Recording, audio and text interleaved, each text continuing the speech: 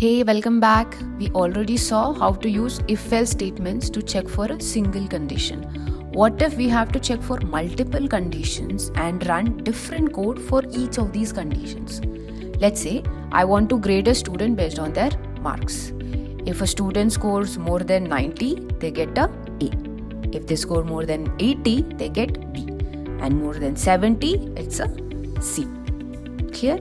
To do this, we use the Elif statement. Using the Elif keyword, the code for it will look something like this. So if grade greater than 90, print A. Elif grade greater than 80, print B. Elif grade greater than 70, print C. And this will output C. What Elif basically means is, if the previous conditions were not true, then try this condition. So let's say we are checking this for grade 75. 75 greater than 90 is false. Next, 75 greater than 80 is also false. So the next condition, 75 greater than 70 is true, and the program will print C. Now let's say we use multiple if statements instead of Elif. Imagine my input is 100.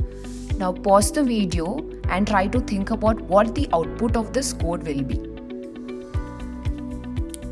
Alright, if your answer was A, B and C, then you're right. Congratulations.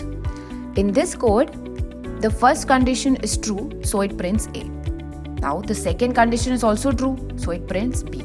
The third condition is also true and it prints C as well. So let's see how multiple if statements are different from Elif statements. Now, in Elif statement, a condition is checked only when all the previous conditions are false. Okay? Once a condition is true, no more conditions are checked. All the following conditions are ignored. Whereas in multiple if statements, every condition is checked one by one. They are independent of each other.